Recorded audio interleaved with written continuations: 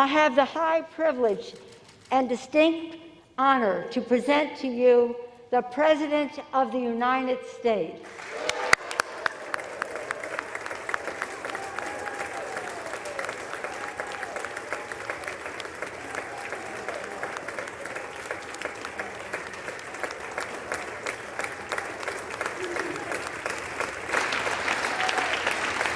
Thank you, thank you, thank you. Good to be back.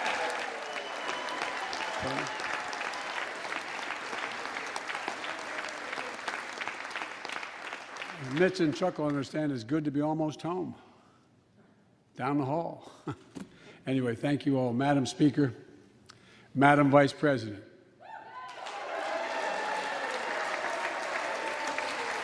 No president has ever said those words from this podium. No president has ever said those words, and it's about time.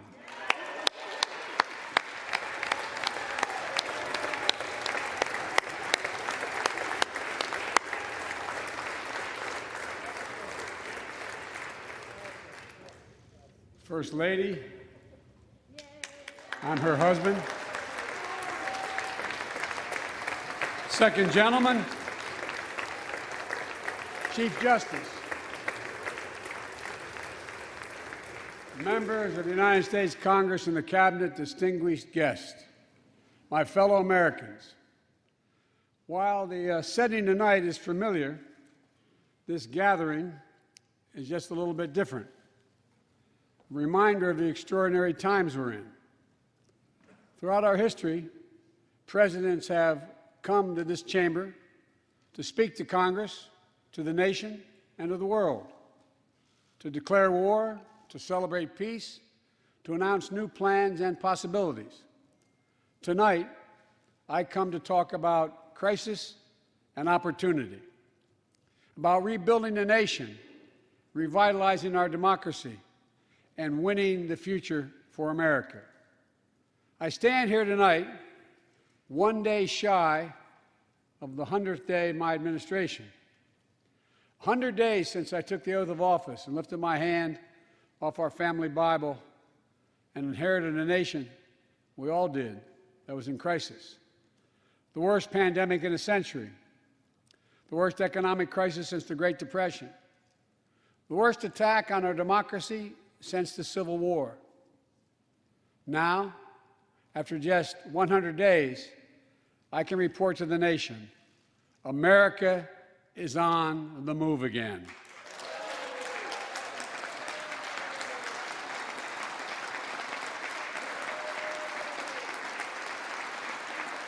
Turning peril into possibility, crisis to opportunity, setbacks into strength.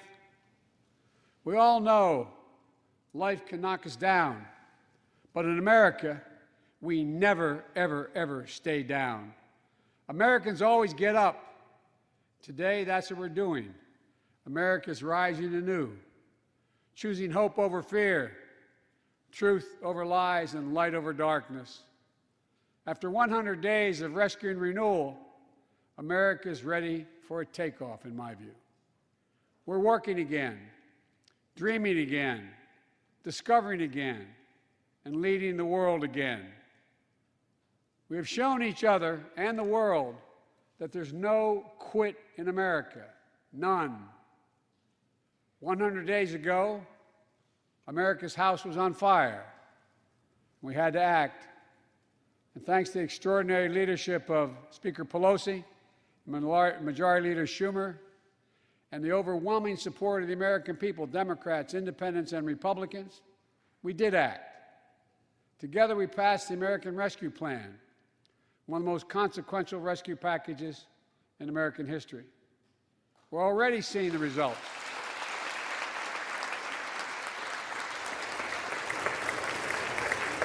We're already seeing the results.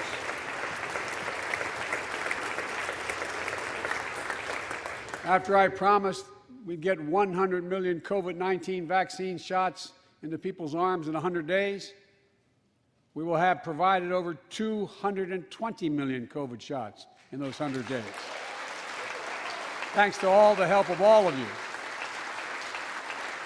We're marshaling, with your help, everyone's help, we're marshaling every federal resource. We've gotten vaccines to nearly 40,000 pharmacies and over 700 community health centers where the poorest of the poor can be reached. We're setting up community vaccination sites, developing mobile units to get to hard-to-reach communities. Today, 90% of Americans now live within 5 miles of a vaccination site. Everyone over the age of 16, everyone is now eligible to get vaccinated right now, right away.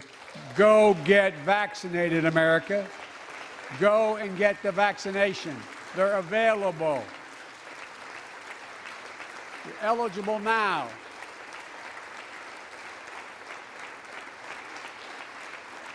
When I was sworn in on January 20th, less than 1% of the seniors in America were fully vaccinated against COVID-19. 100 days later, 70% of seniors in America over 65 are protected, fully protected. Senior deaths from COVID-19 are down 80% since January, down 80% because of all of you. And more than half of all the adults in America have gotten at least one shot. A mass vaccination center in Glendale, Arizona, I asked the nurse, I said, "What's it like?" She looked at me and she said, "It's like every shot is giving a dose of hope," was her phrase, a dose of hope.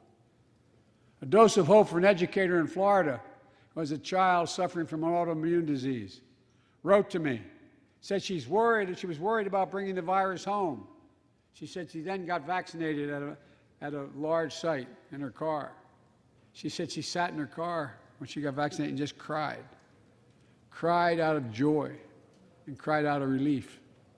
Parents, seeing the smiles on their kids' faces for those who are able to go back to school because the teachers and school bus drivers and cafeteria workers have been vaccinated. Grandparents, hugging their children and grandchildren instead of pressing hands against the window to say goodbye. It means everything. Those things mean everything. You know, there's still, you all know it, you know it better than any group of Americans, there's still more work to do to beat this virus. We can't let our guard down. But tonight, I can say, because of you, the American people,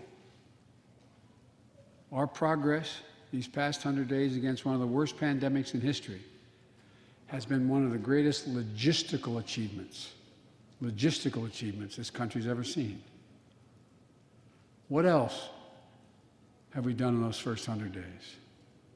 We kept our commitment, Democrats and Republicans, of sending $1,400 rescue checks to 85% of American households. We've already sent more than 160 million checks out the door. It's making a difference. You all know it when you go home.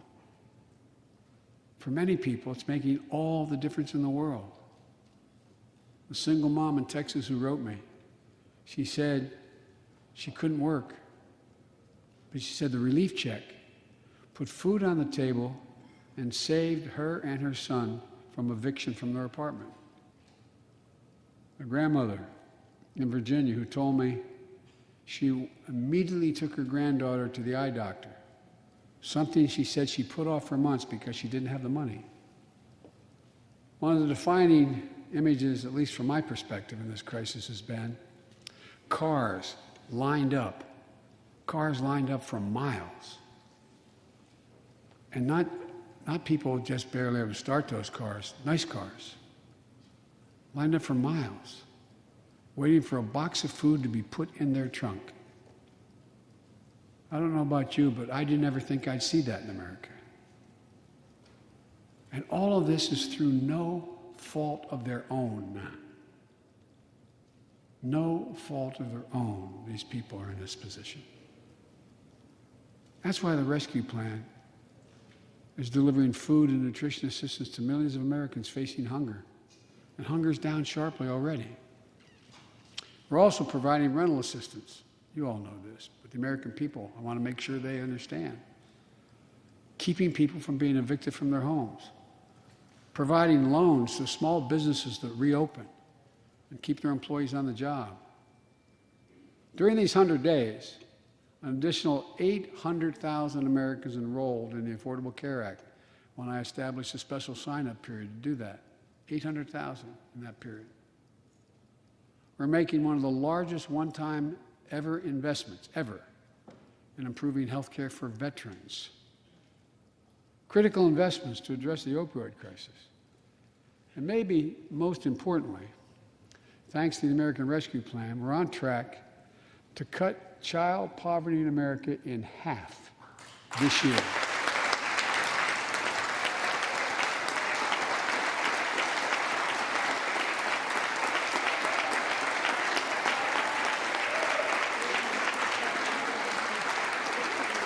And in the process, while this was all going on, the economy created more than 1,300,000 new jobs in 100 days. More jobs in the first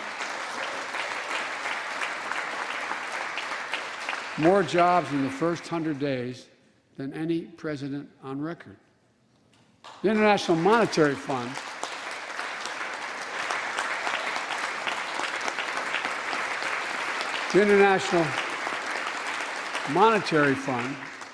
is now estimating our economy will grow at a rate of more than 6% this year. That will be the fastest pace of economic growth in this country in nearly 4 decades. America's moving forward, but we can't stop now. We're in competition with China and other countries to win the 21st century. We're at a great inflection point in history. We have to do more than just build back better. We have to build back better. We have to compete more strenuously than we have. Throughout our history, if you think about it, public investment in infrastructure has literally transformed America, our attitudes as well as our opportunities. The Transcontinental Railroad, the interstate highways, united 2 oceans and brought a totally new age of progress to the United States of America. Universal public schools and college aid opened wide the doors of opportunity. Scientific breakthroughs took us to the moon. Now we're on Mars, discovering vaccines, gave us the internet, and so much more. These are investments we made together as one country, and investments that only the government was in a position to make. Time and again, they propel us into the future. That's why I proposed the American Jobs Plan, a once-in-a-generation investment in America itself. This is the largest jobs plan since World War II. It creates jobs to upgrade our transportation infrastructure, jobs modernizing our roads, bridges, highways, jobs building ports and airports, rail corridors, transit lines. It's clean water.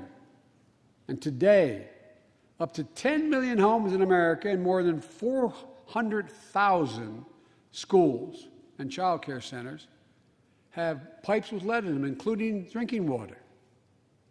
A clear and present danger to our children's health. American Jobs Plan creates jobs replacing 100% of the nation's lead pipes and service lines, so every American can drink clean water.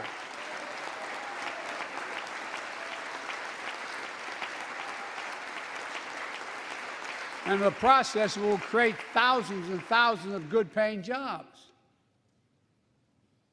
It creates jobs connecting every American with high-speed internet, including 35% of the rural America that still doesn't have it. This is going to help our kids and our businesses succeed in the 21st century economy. And I'm asking the Vice President to lead this effort, if she would, because I know it will get done. Creates jobs building a modern power grid. Our grids are vulnerable to storms, hacks, catastrophic failures with tragic results, as we saw in Texas and elsewhere during the winter storms. The American Jobs Plan will create jobs that lay thousands of miles of transmission lines needed to build a resilient and fully clean grid. We can do that. Look, the American Jobs Plan will help millions of people get back to their jobs and back to their careers. 2 million women have dropped out of the workforce during this pandemic. 2 million.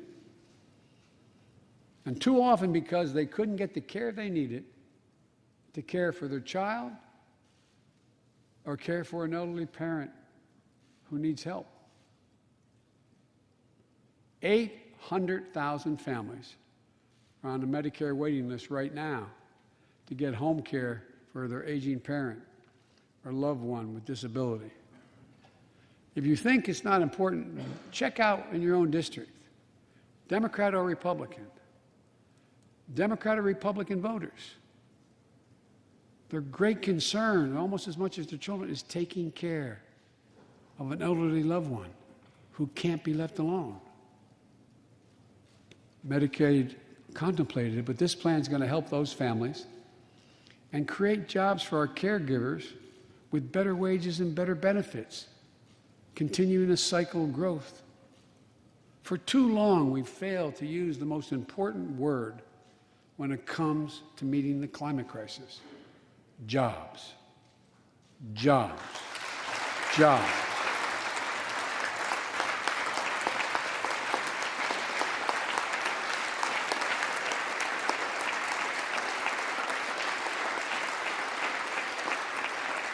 For me, when I think climate change, I think jobs. The American Jobs Plan will put engineers and construction workers to work building more energy-efficient buildings and homes. Electrical workers, IBEW members installing 500,000 charging stations along our highways so we can own the electric car market.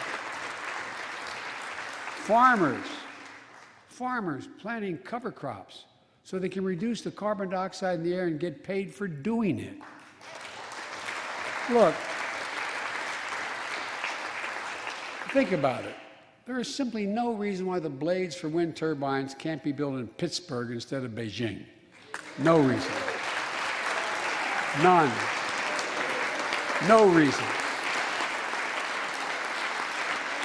So, folks, there's no reason why American workers can't lead the world in the production of electric vehicles and batteries. I mean, there is no reason. We have the capacity. We're the brightest, best-trained people in the world. The American Jobs Plan is going to create millions of good-paying jobs, jobs Americans can raise a family on. As my dad would then say, with a little breathing room. And all the investments in the American Job Plan will be guided by one principle: buy American.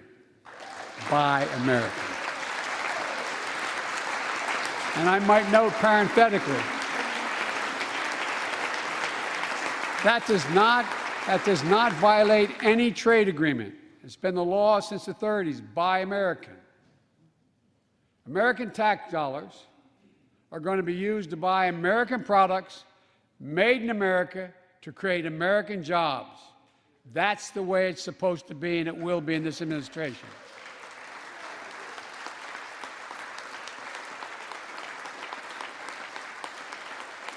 And I made it clear to all my cabinet people, their ability to give exemptions has been strenuously limited.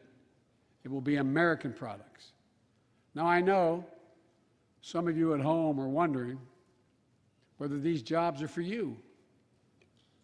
So many of you, so many of the folks I grew up with, feel left behind, forgotten, in an economy that's so rapidly changing.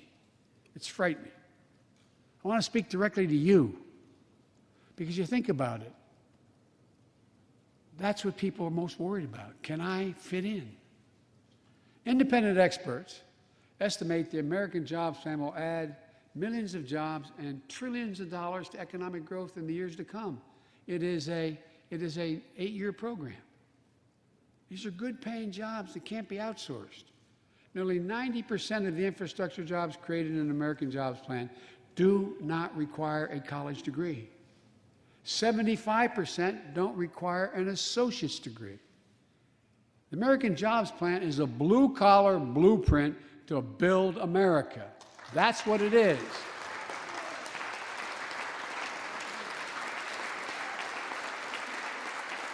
And it recognizes something I've always said in this chamber and the other.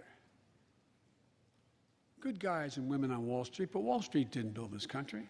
The middle class built the country, and unions built the middle class. So that's why I'm calling on Congress to pass Protect the Right to Organize Act, the PRO Act, and send it to my desk so we can support the right to unionize.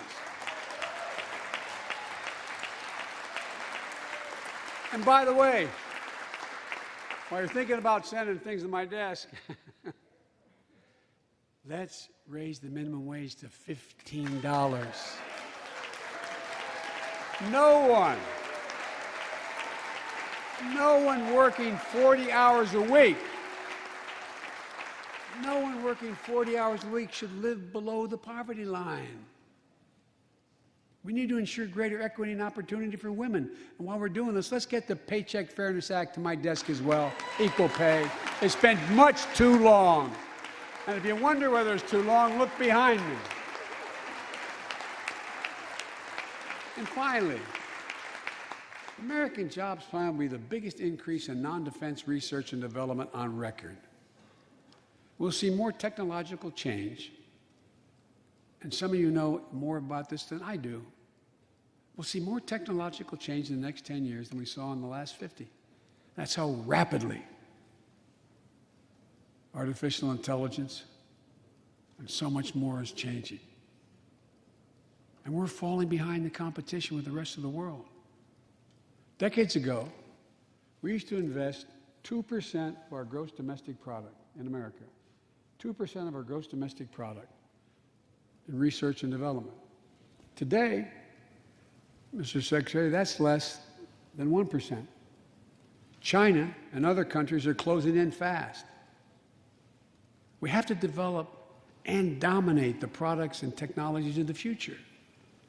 Advanced batteries, biotechnology, computer chips, clean energy. The Secretary of Defense can tell you, and those of you who work in national security issues know, the Defense Department has an agency called DARPA, the Defense Advanced Research Project Agency. The people who set up before I came here, and that's been a long time ago, to develop breakthroughs that enhance our national security. That's their only job. And it's a semi-separate agency. It's under the Defense Department. It's led to everything from the discovery of the internet to GPS and so much more that's enhanced our security. The National Institute of Health, the NIH, I believe, should create a similar advanced research projects agency for health. And here's what it would do. It would have a singular purpose: to develop breakthroughs to prevent, detect, and treat diseases like Alzheimer's, diabetes, and cancer.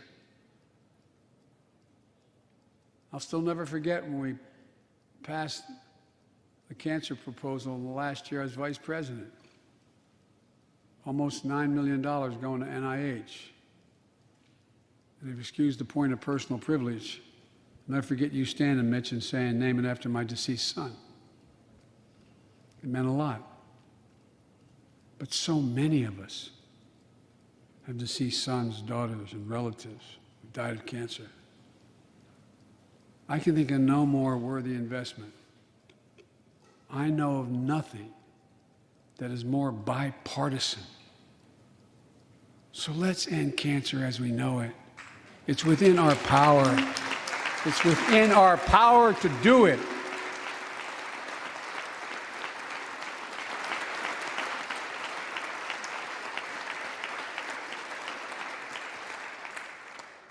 Investments in jobs and infrastructure like the ones we're talking about have often had bipartisan support in the past. Vice President Harris and I met regularly in the Oval Office with Democrats and Republicans and discussed the jobs plan. And I applaud a group of Republican senators who just put forward their own proposal. So let's get to work. I wanted to lay out before the Congress my plan before we got into the deep discussions. I'd like to meet with those who have ideas that are different, they think are better. I welcome those ideas. But the rest of the world is not waiting for us. I just want to be clear. From my perspective, doing nothing is not an option.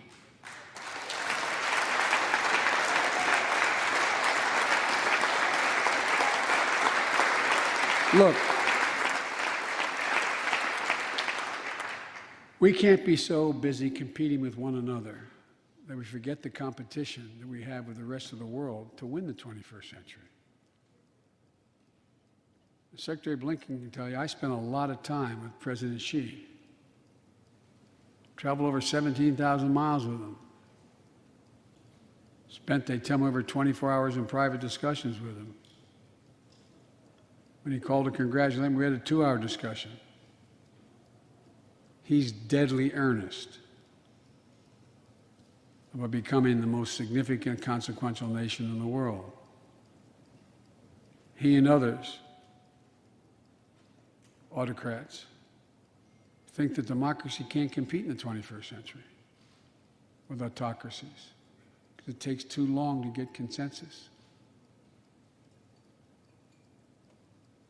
To win that competition for the future, in my view, we also need to make a once-in-a-generation investment in our families and our children. That's why I've introduced the American Families Plan tonight, which addresses 4 of the biggest challenges facing American families and in turn America. First is access to good education. When this nation made 12 years of public education universal in the last century, it made us the best educated, best prepared nation in the world. It's, I believe, the overwhelming reason that propelled us to where we got in the 20th century. But the world's caught up or catching up. They're not waiting. I would say parenthetically, if we were sitting down, we set a bipartisan committee together and said, okay, we're going to decide what we do in terms of government providing for free education. I wonder whether we'd think, as we did in the 20th century, that 12 years is enough in the 21st century. I doubt it. 12 years is no longer enough today to compete with the rest of the world in the 21st century. That's why my American Families Plan guarantees 4 additional years of public education for every person in America, starting as early as we can.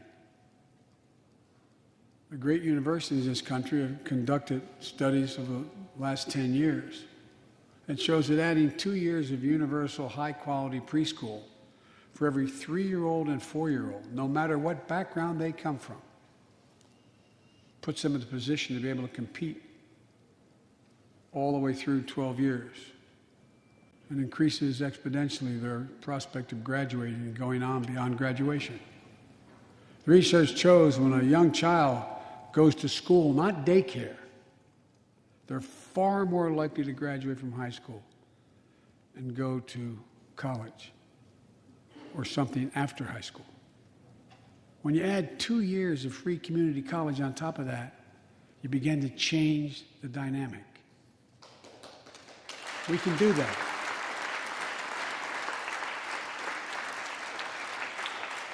And we'll increase Pell Grants and invest in historical black colleges and universities, tribal colleges, minority-serving institutions.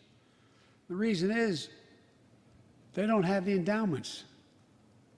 But their students are just as capable of learning about cybersecurity, just as capable of learning about metallurgy, all the things that are going on that provide those jobs of the future. Jill is a community college professor who teaches today as First Lady. She's long said,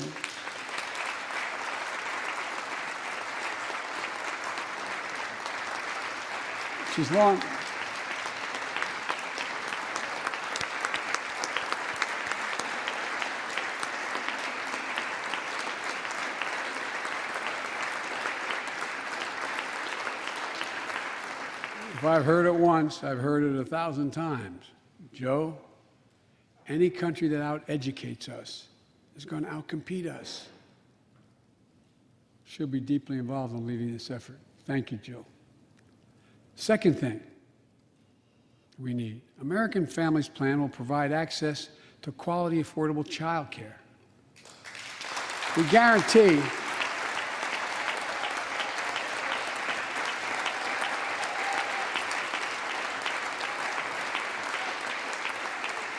when I'm proposing the legislation, we guarantee that low and middle income families will pay no more than 7% of their income for high-quality care for children up to the age of 5.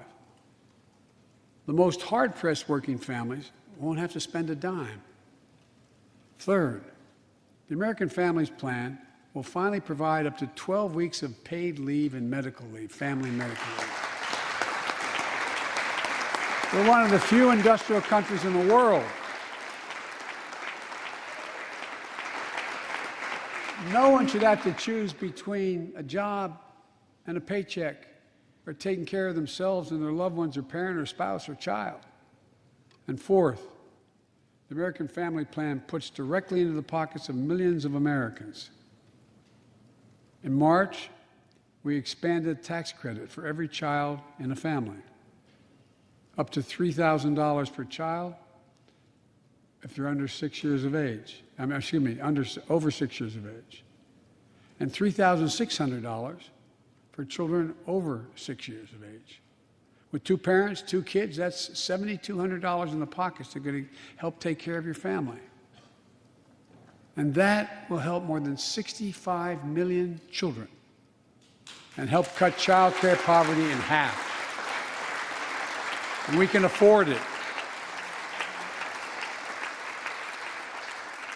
So we did that in the last piece of legislation we passed. But let's extend that child care tax credit at least through the end of 2025.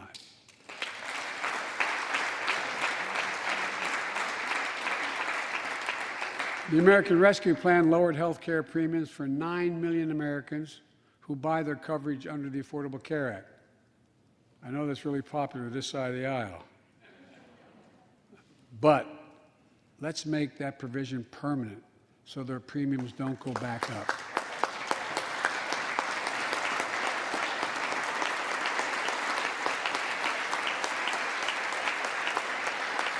In addition to my family's plan, I'm going to work with Congress to address this year other critical priorities for American families. The Affordable Care Act has been a lifeline for millions of Americans, protecting people with pre-existing conditions, protecting women's health, and the pandemic has demonstrated how badly it's needed. Let's lower deductibles for working families on the Affordable Care Act. And let's lower prescription drug costs. We know how to do this.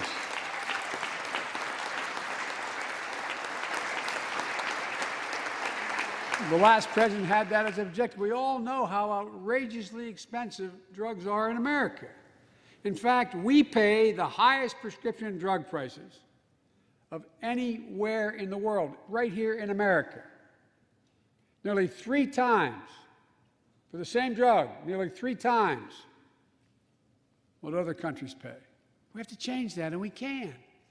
Let's do what we talked about for all the years I was down here in this body, in Congress.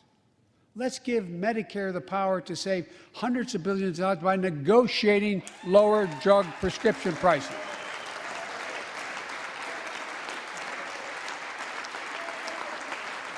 And by the way, it won't just help people on Medicare.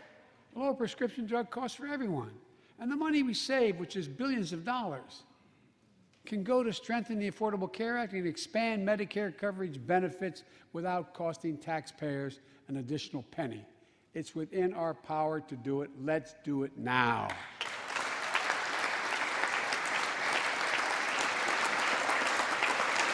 We've talked about it long enough, Democrats and Republicans. Let's get it done this year. This is all about a simple premise. Health care should be a right, not a privilege in America.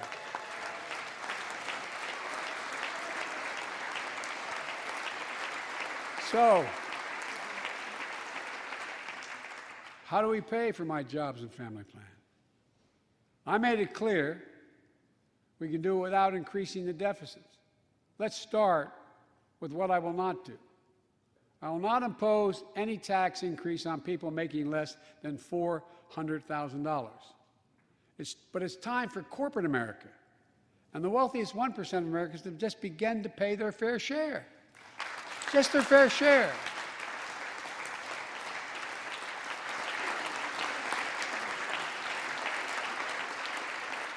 Sometimes I have arguments with my friends in the Democratic Party. I think you should be able to become a billionaire and a millionaire, but pay your fair share. A recent study shows that 55 of the nation's biggest corporations paid zero federal tax last year. Those 55 corporations made in excess of $40 billion in profit. A lot of companies also evade taxes through tax havens in Switzerland and Bermuda and the Cayman Islands. And they benefit from tax loopholes and deductions for offshoring jobs and shifting profits overseas. It's not right. We're going to reform corporate taxes so they pay their fair share and help pay for the public investments their businesses will benefit from as well.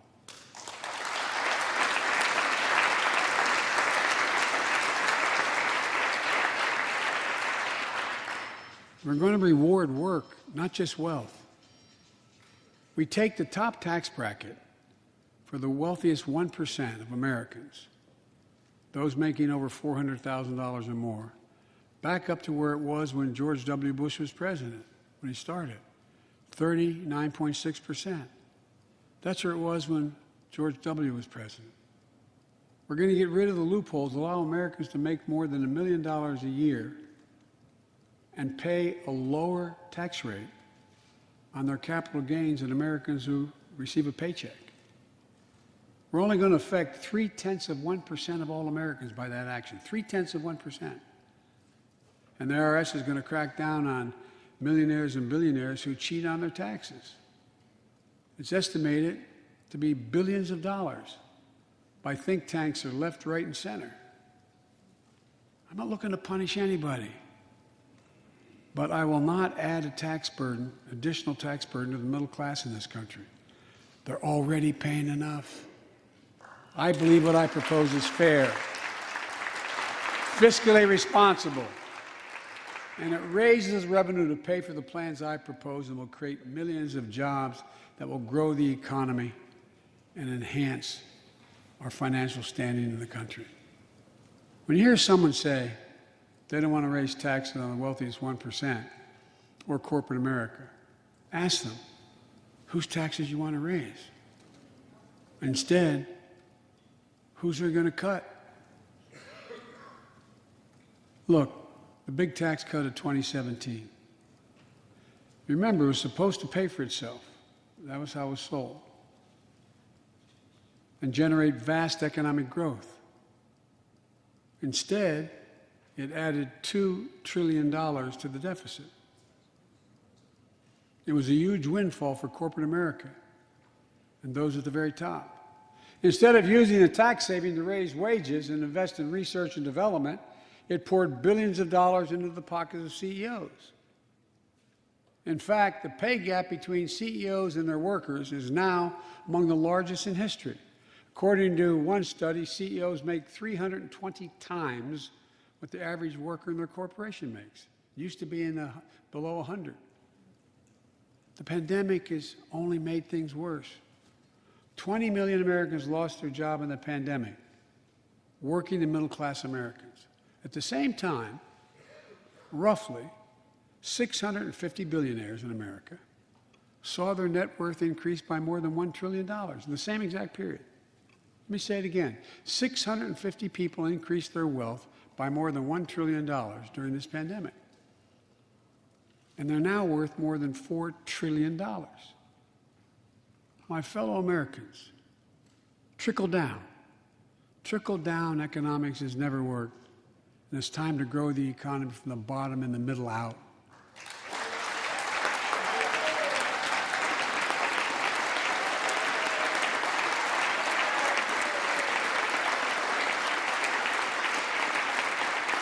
You know, there's a broad consensus of economists left, right, and center, and they agree what I'm proposing will help create millions of jobs and generate historic economic growth. These are among the highest values investments we can make as a nation. I've often said our greatest strength is the power of our example, not just the example of our power.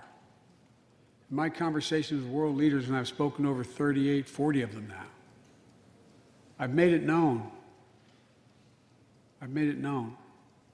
that America's back. And you know what they say? The comment I hear most of all from them? So they say, we see America's back, but for how long? But for how long? My fellow Americans, we have to show not just that we're back, but that we're back to stay, and that we aren't going to go it alone. We're going to do it by leading with our allies. No one nation can deal with all the crises of our time, from terrorism to nuclear proliferation, mass migration, cybersecurity, climate change, as well as what we're experiencing now, the pandemics. There's no wall high enough to keep any virus out. And our own vaccine supply, as it grows to meet our needs, and we're meeting them, will become an arsenal for vaccines for other countries, just as America was an arsenal for democracy for the world, and in consequence influence the world. But every American will have access before that occurs. Every American will have access to be fully covered by COVID-19 from the vaccines we have. Look, the climate crisis is not our fight alone, it's a global fight. The United States accounts, as all of you know, less than 15% of carbon emissions. The rest of the world accounts for 85%. That's why I kept my commitment to rejoin the Paris Accord, because if we do everything perfectly, it's not going to only matter. I kept my commitment to convene a climate summit right here in America with all the major economies of the world: China, Russia, India, European Union. And I said I'd do it in my first 100 days. I want to be very blunt about it. My attempt was to make sure that the world could see there was a consensus, that we are at an inflection point in history. The consensus is if we act to save the planet, we can create millions of jobs and economic growth and opportunity to raise the standard of living of almost everyone around the world. If you watched any of it and you were all busy, I'm sure you didn't have much time. That's what virtually every nation said, even the ones that aren't doing their fair share. The investments I proposed tonight also advance the foreign policy, in my view, that benefits the middle class. That means making sure every nation plays by the same rules in the global economy, including China. In my discussion with President Xi, I told him, we welcome the competition. We're not looking for conflict. But I made absolutely clear that we will defend America's interest across the board. America will stand up to unfair trade practices that undercut American workers and American industries, like subsidies from state to state-owned operations and enterprises, and the theft of American technology and intellectual property. I also told President Xi that we'll maintain a strong military presence in the Indo-Pacific, just as we do with NATO and Europe, not to start a conflict, but to prevent one.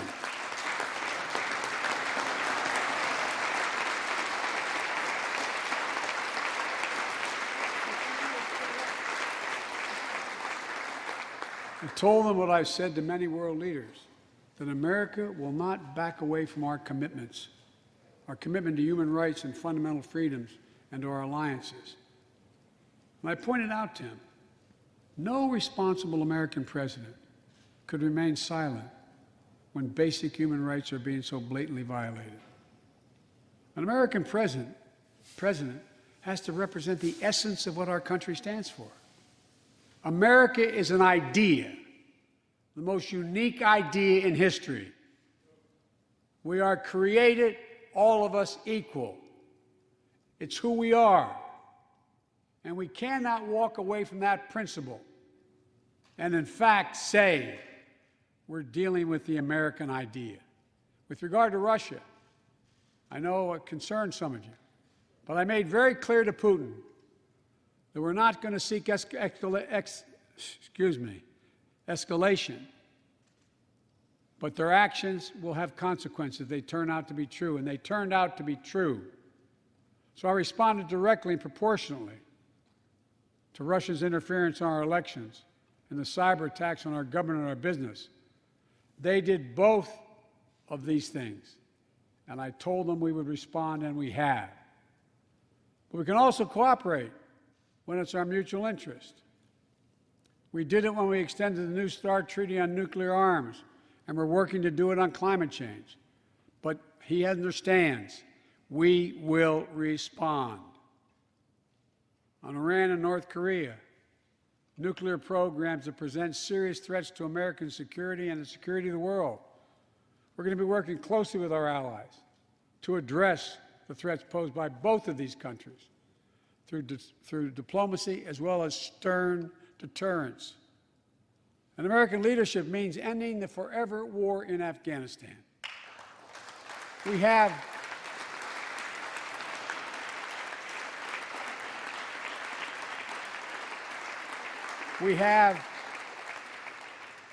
without hyperbole, the greatest fighting force in the history of the world.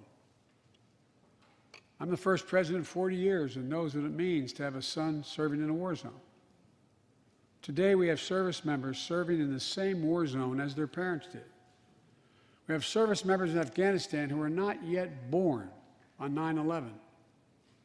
The war in Afghanistan, as we remember the debates here, were never meant to be multi-generational undertakings of nation building. We went to Afghanistan to get the terrorists who attacked us on 9/11. And we said we would follow Osama bin Laden to the gates of hell to do it. If you've been in the upper Konar Valley, you've kind of seen the gates of hell. And we delivered justice to bin Laden. We degraded the terrorist threat of al-Qaeda in Afghanistan. And after 20 years of valor, and sacrifice, it's time to bring those troops home. Look,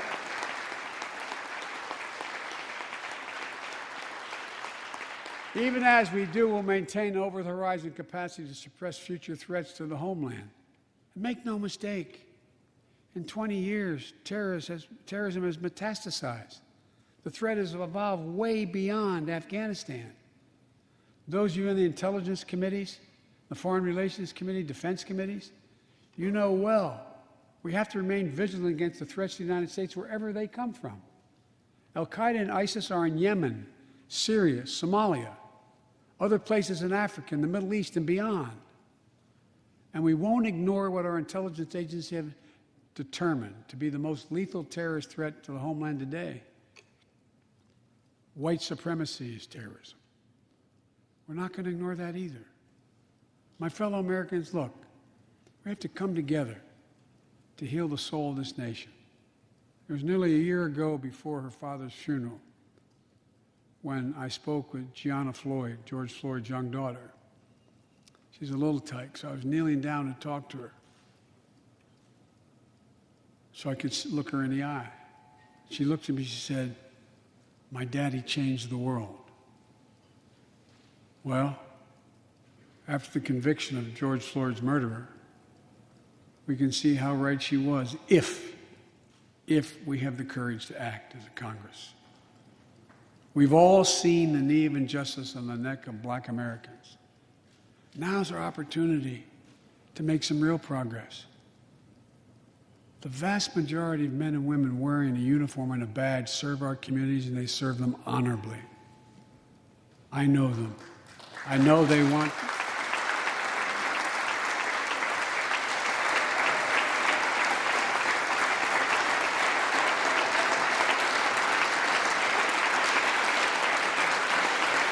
I know they want to help meet this moment as well.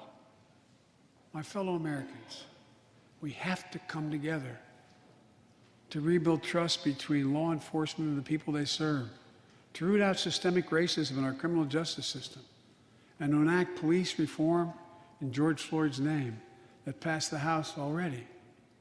I know Republicans have their own ideas and are engaged in very productive discussions with Democrats in the Senate. We need to work together to find a consensus. But let's get it done next month, by the first anniversary of George Floyd's death.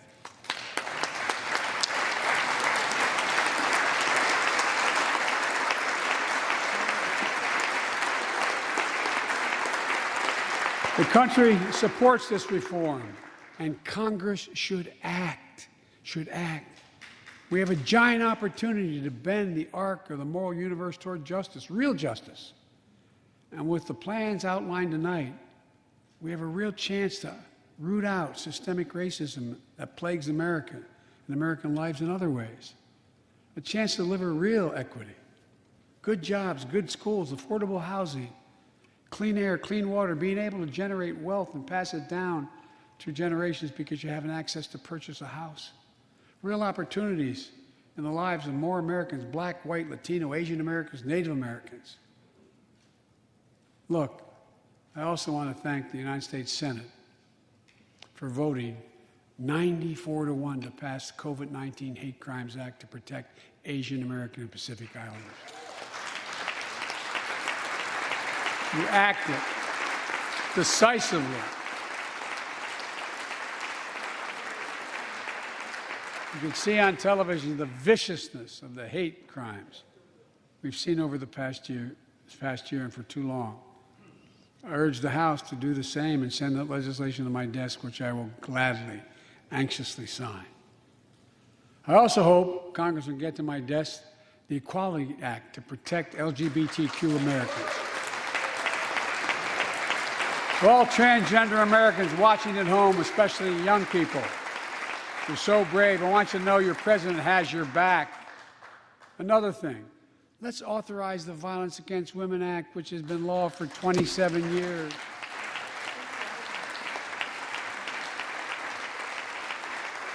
"27 years ago, I wrote it. It'll close the act that has to be authorized now, will close the boyfriend loophole to keep guns out of the hands of abusers. The court order said this is an abuser. You can't own a gun. It's to close that loophole that existed.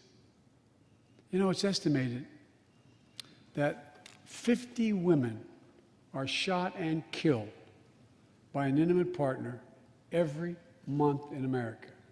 50 a month. Let's pass it and save some lives.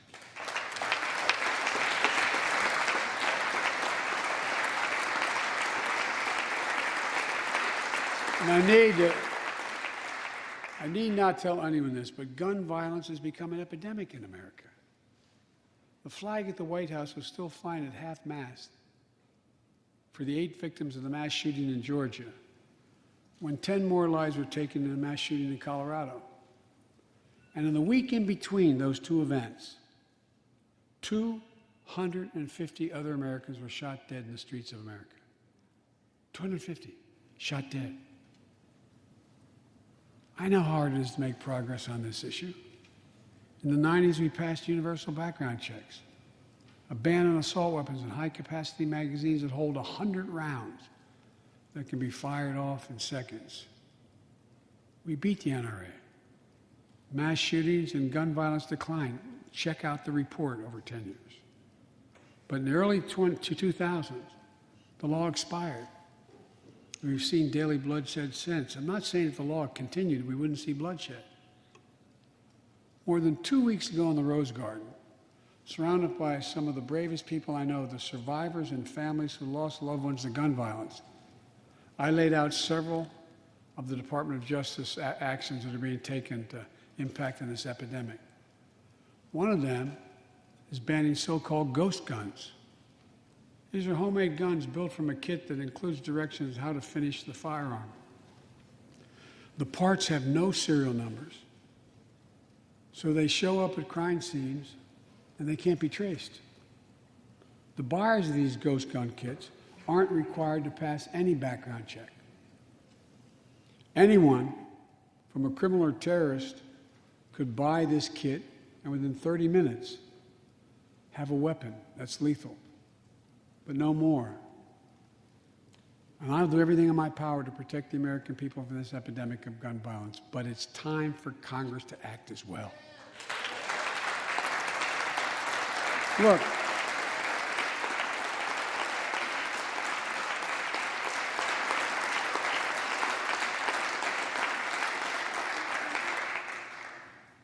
I don't want to become confrontational, but we need more Senate Republicans to join the overwhelming majority of Democratic colleagues and close the loopholes required in background check purchases of guns. We need a ban on assault weapons and high-capacity magazines. And don't tell me it can't be done. We did it before and it worked. Talk to most responsible gun owners and hunters. They'll tell you there's no possible justification for having 100 rounds in a weapon. What do you think, deer are wearing Kevlar vests? I mean, they'll tell you that there are too many people today who are able to buy a gun but shouldn't be able to buy a gun. These kinds of reasonable reforms have overwhelming support from the American people, including many gun owners. The country supports reform and Congress should act. This shouldn't be a red or blue issue. And no amendment to the Constitution is absolute. You can't yell fire in a crowded theater. From the very beginning, there were certain guns, weapons, that could not be owned by Americans. Certain people could not own those weapons ever. We're not changing the Constitution. We're being reasonable. I think this is not a Democrat or Republican issue. I think it's an American issue. And here's what else we can do. Immigration has always been essential to America. Let's end our exhausting war over immigration. For more than 30 years, politicians have talked about immigration reform, and we've done nothing about it. It's time to fix it. On day one of my presidency, I kept my commitment and sent a comprehensive immigration bill to the United States Congress. If you believe we need to secure the border, pass it because it has a lot of money for high-tech border security. If you believe in a pathway to citizenship, pass it. There's over 11 million undocumented folks, the vast majority of here overstaying visas. Pass it. We can actually, if you actually want to solve a problem, I've sent a bill to take a close look at it. We also have to get at the root problem of why people are fleeing, particularly to our southern border from Guatemala, Honduras, and El Salvador. The violence, the corruption, the gangs, the political instability, hunger, hurricanes, earthquakes, natural disasters. When I was president, when I was vice president, the president asked me to focus on providing help needed to address the root causes of migration. And it helped keep people in their own countries instead of being forced to leave. The plan was working, but the last administration decided it was not worth it. I'm restoring the program and asked Vice President Harris to lead our diplomatic effort to take care of this. I have absolute confidence she'll get the job done. Now look, if you don't like my plan, let's at least pass what we all agree on. Congress needs to pass legislation this year to finally secure protection for dreamers. The young people have only known America as their home. And permanent protection for immigrants who are here on temporary protective status who came from countries beset by man-made and natural-made violence and disaster, as well as a pathway to citizenship for farm workers who put food on our tables. Look, immigrants have done so much for America during this pandemic and throughout our history. The country supports immigration reform. We should act. Let's argue over it. Let's debate it. But let's act. And if we truly want to restore the soul of America, we need to protect the sacred right to vote. Most people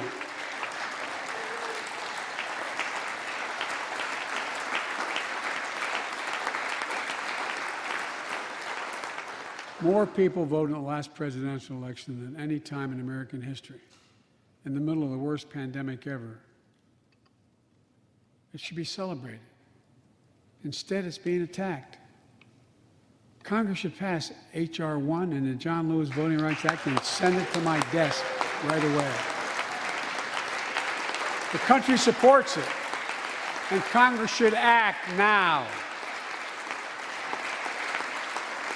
Look, in conclusion, as we gather here tonight, the image of a violent mob assaulting this Capitol, desecrating our democracy, remain vivid in all our minds. Lives were put at risk, many of your lives. Lives were lost. Extraordinary courage was summoned. The insurrection was an existential crisis, a test of whether our democracy could survive, and it did.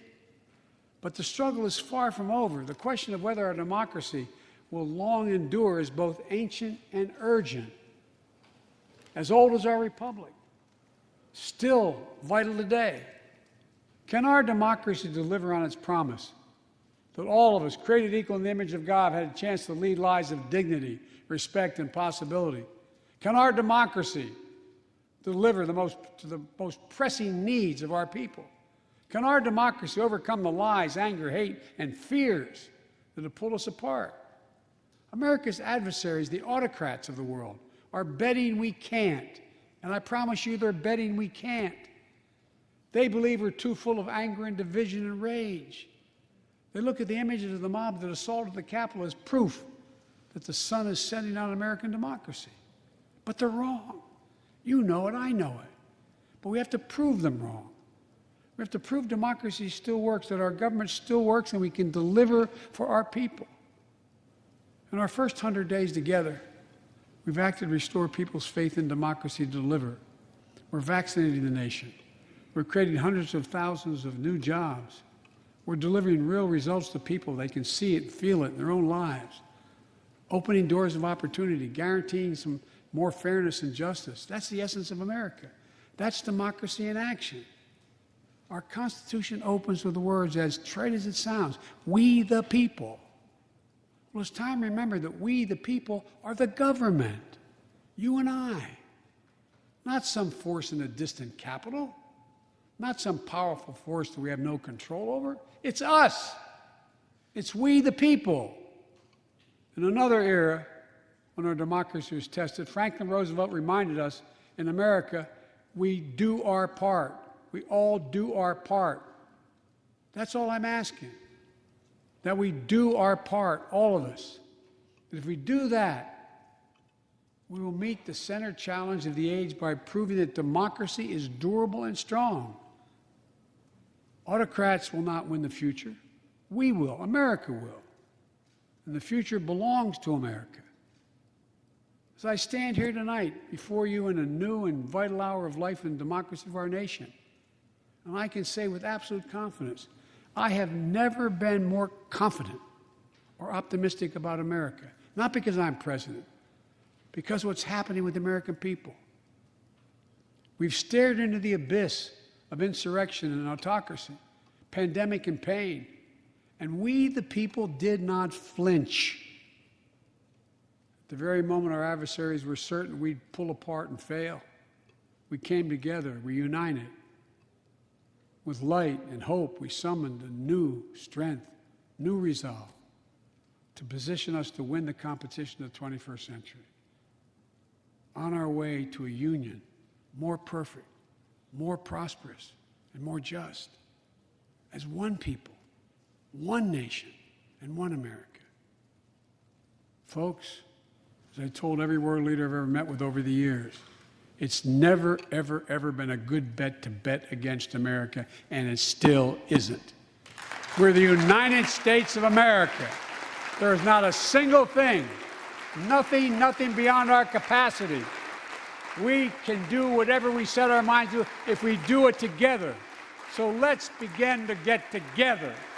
God bless you all, and may God protect our troops. Thank you for your patience.